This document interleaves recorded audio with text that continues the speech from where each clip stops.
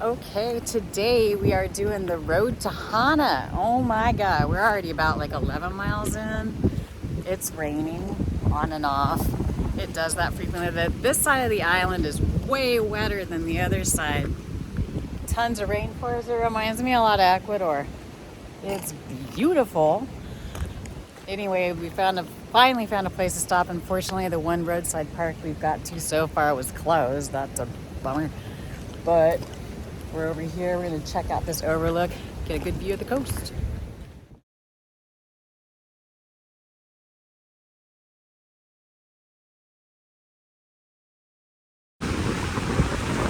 Okay, so we're on a little side road off the road to Hana to make a little detour down onto the Ke'anae Peninsula. Oh my goodness. So I bought an app that has a basically GPS guided tour of the road to Hana. There's a caution line right here. This chick doesn't think it means her. Whatever. Those are the shitty types of tourists that you don't want to be. Stay behind the caution tape. Oh my goodness. But oh my God, this is amazing out here. It's there's a little bit weather. It is super windy. The white caps, the spray off the white caps is going its own way. Just gorgeous down here. But the app is actually super helpful and super useful, extremely informative. And then I got a second app for the return trip made by a different company, so we'll hear different stuff coming back. This is just incredible out here. I'm so glad we got an opportunity to take this trip.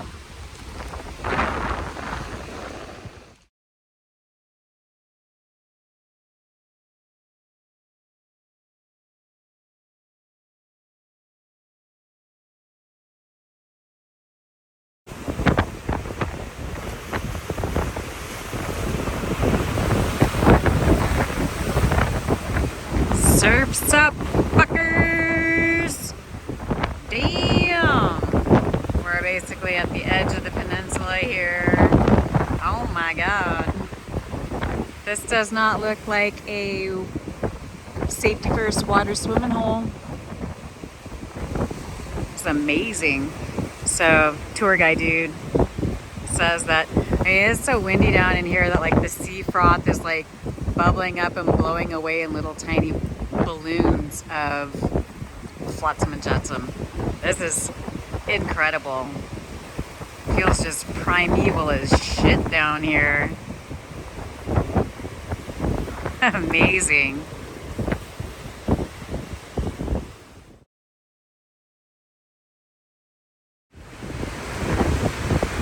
And I'm like cowering next to a tree. And look at that. All those little like, looks like a litter or like styrofoam floating over there. It's sea stuff. It looks like someone's blowing insulation. Holy shit. This is amazing. This is definitely a very active area of the ocean. Oh my God. And it smells delicious. I'm literally cowering up next to a tree because it's like slightly out of the wind. Oh my God. This is bananas. I love this.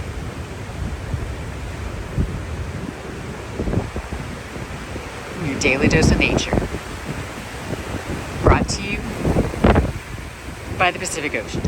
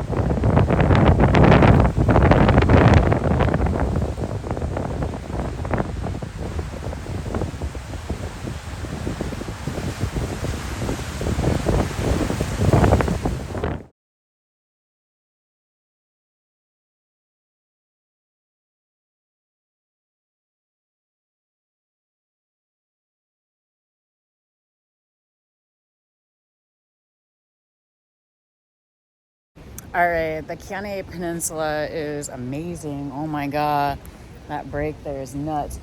When we passed the Ke'anae Arboretum already, but there was no parking. There's not a lot of parking. Maybe room for like a dozen cars or so. At any rate, the Ke'anae Arboretum is free to visit. And we were hoping that once we visited the peninsula, when we came back up, we might find free parking or a parking space available. And sure enough, there was one parking spot available. So woohoo! Anyway, take a little cruise down to the Arboretum. Apparently there are many examples of plant specimens that are endemic to this part of the island. Let's go check them out.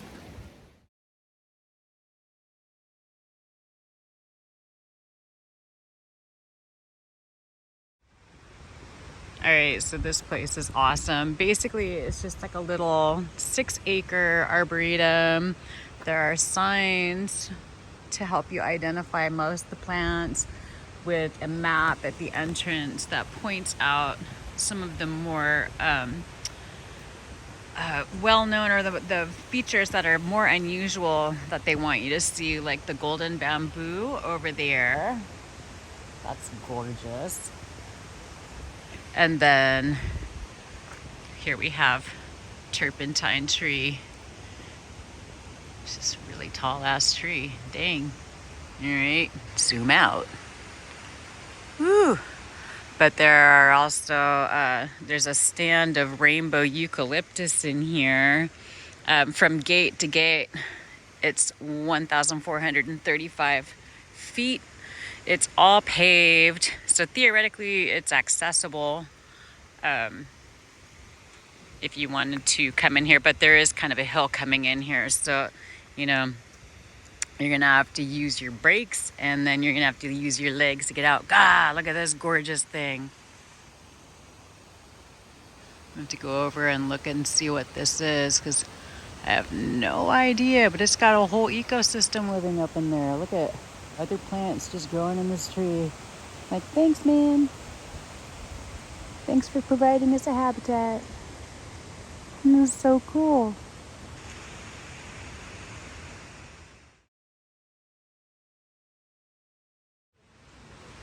Alright, so they have a small grove of rainbow eucalyptus in here. Of course, like the aspen groves back home, some assholes gotta come in and tag them all up with their names, because we cannot have nice things. Oh my God, they're just beautiful though.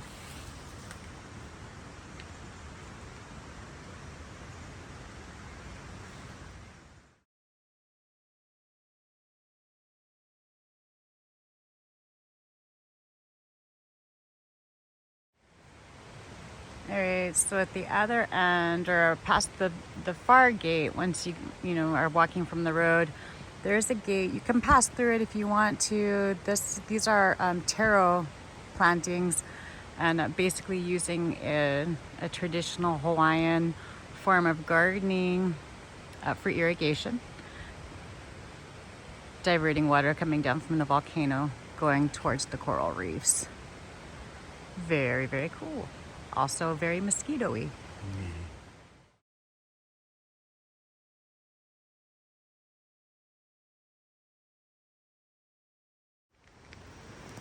Oh, also that part where I said it was paved the whole way obviously was a lie, but I just found out myself. So now I know, now you know. It's not entirely accessibility friendly, but you can get through about half of it and see a good number of the plants, including, I believe, the eucalyptus grove. So those and the golden bamboo and a number of other plants. They have almost every plant out here labeled in some way. And they have guava.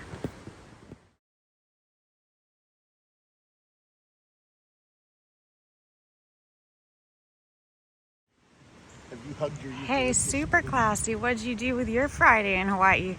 I just hung out with some cool trees and plants and whatnot.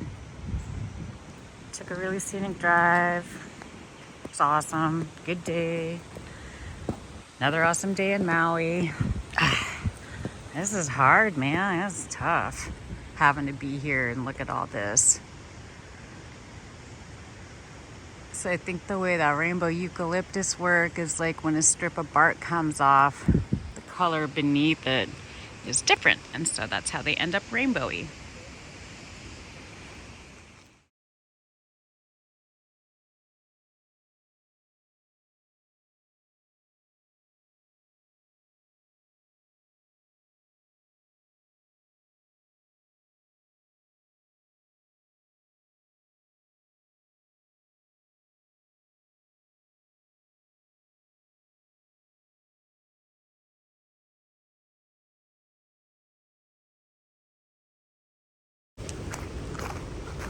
Okay, y'all, we are in my first national park in Hawaii, because this is my first time in Hawaii. This is Haleakalā National Park. We made it to, we're at the Hana Point and the other access to this Kipahulu entrance to the park. There's only 2 road entrances to this park. This one, and then one near the beginning of the road to Hana that goes to the volcano crater. So we're going now down to the 7 pools and Kuloa Point to check it out. It's a shortish hike. I have Gaia on, but it is just beautiful here, and we'll see what we see. This is gorgeous in this park. I love it. Super friendly staff as well. $30 entry gets you 3 days pass to the park. This is a gorgeous park. Oh my goodness. I'm so glad we had an opportunity to get here.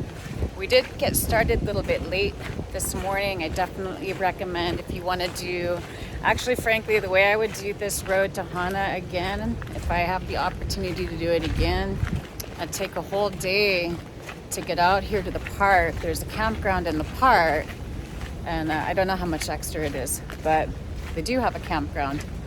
And I would sleep overnight at the campground and then spend the next day on the return. And then that way you can stop and you don't have to worry about time restrictions or trying to drive what is essentially one of the sketchiest ass roads I have ever been on. And I've been on some sketchy ass roads, man. So yeah, that's definitely what I would recommend if you are able to take the time to spend 2 days doing the road to Hana. But other than that, like, it is just magnificent out here. We're gonna have ocean views at the point.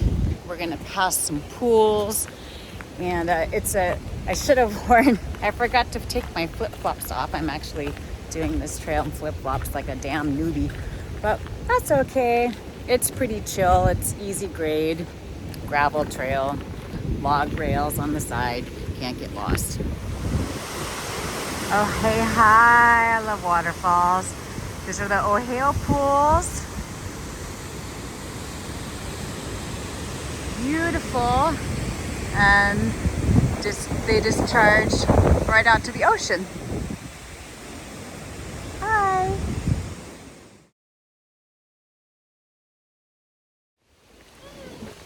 I'll trail over. So the Kolua Trail, Point Trail, it doesn't actually take you out to Kolua Point where you have like an overlook or something like that. It does take you past the pools in the fall that go into it, which was cool. But it is around a half-mile trip, very quick. Pretty flat. There's some stairs. But yeah, we did not get to go to the point that we were thinking we're gonna get to go to. But beautiful anyway. I'm not mad about it.